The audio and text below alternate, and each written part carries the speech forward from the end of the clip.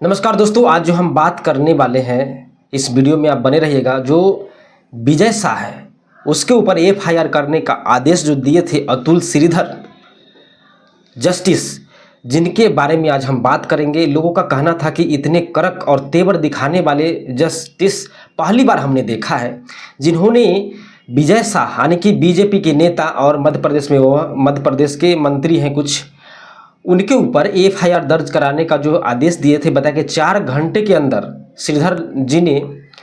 अतुल श्रीधर जी ने आदेश दिया था कि 4 घंटे के अंदर इसके ऊपर एफआईआर होना चाहिए, क्योंकि वह जो वीडियो जो वायरल हुआ था सोशल मीडिया पे विजय शाह का, जो सबको झकझोर करके रख दिया था। विजय शाह का एक जो गलत बयान था दोस्तों, वह बहुत ही माने गंदा और बहुत माने क्या सलूक है उसके मजहब को जोड़ करके, हिंदू मुस्लिम जोड़ करके ऐसे बयान दिया था।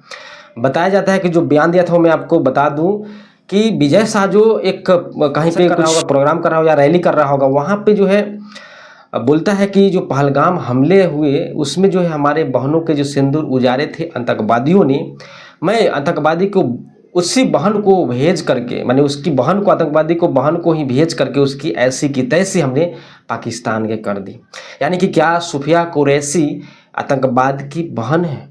इस पे लोगों को जो है सवाल उठा और बोला। उसके बाद जो है ये जो जस्टिस श्रीधर जी जो इसको आदेश देते हैं और जो मंत्री हैं इसके ऊपर एफआईआर भी नहीं हुआ था। और क्योंकि पता है दोस्तों, जो केंद्र में और राज्य में उसी का सरकार हो तो कोई भी व्यक्ति अगर कड़क रुख अपनाता है तो उसे डर भी होता है। इन्होंने यह भी कहा था कि मैं रहूं या न रहूं, लेकिन इसके ऊपर जो है 4 घंटे के अंदर जो है एफआईआर होना चाहिए। एमपी हाई कोर्ट में मंत्री विजय शाह के खिलाफ सख्त रुख अख्तियार करने वाले हाई कोर्ट के एक बार फिर से सुनवाई हुई और इसमें हाई एफआईआर से संतुष्ट नहीं नजर आए तो अतुल श्रीधर ने दोबारा इस एफआईआर को और कुछ जो इसमें लग जा सकता धारा वह लगा करके इसके ऊपर जो है एफआईआर होनी चाहिए।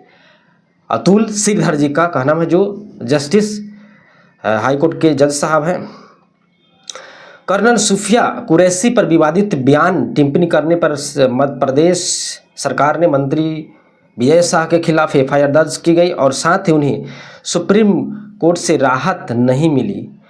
आपको बता दूं कि high court justice Atul Shridhar की काफ़ी चर्चा हो रही है। उन्होंने सुनवाई के दौरान कहा था कि कल मैं रहूं या न रहूं, लेकिन शाम तक एफआईआर दर्ज हो जाना चाहिए।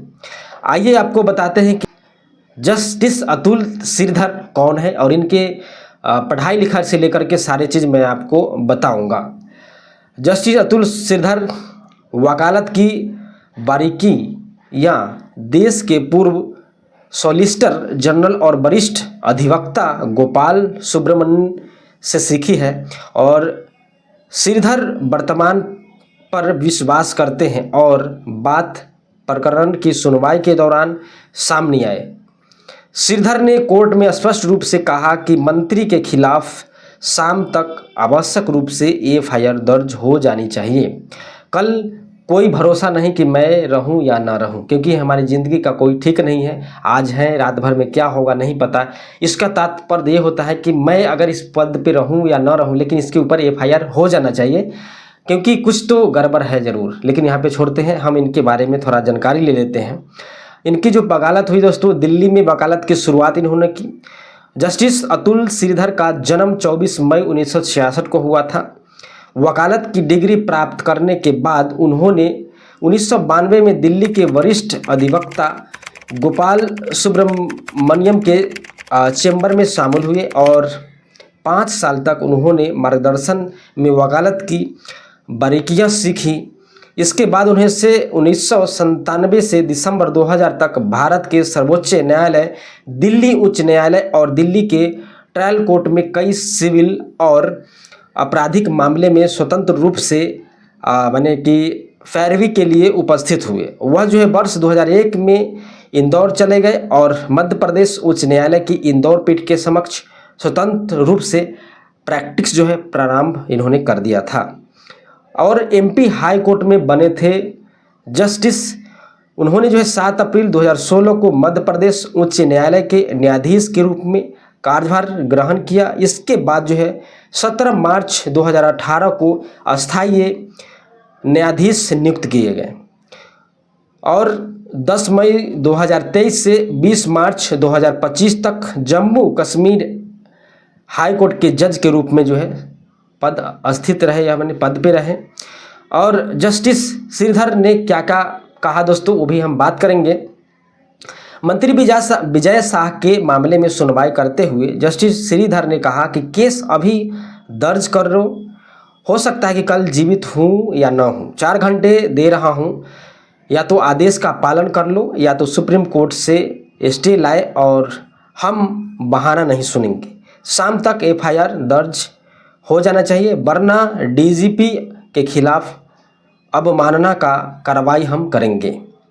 उसके बाद दोस्तों बता दूं कि सुप्रीम कोर्ट जज बनने से किया था इनकार। इन्होंने बताया कि पूर्व सॉलिसिटर जनरल और सीनियर एडवोकेट गोपाल जी ने सुप्रीम कोर्ट के जज के तौर पर उनकी उम्मीदवार की सिफारिश वापस ली थी।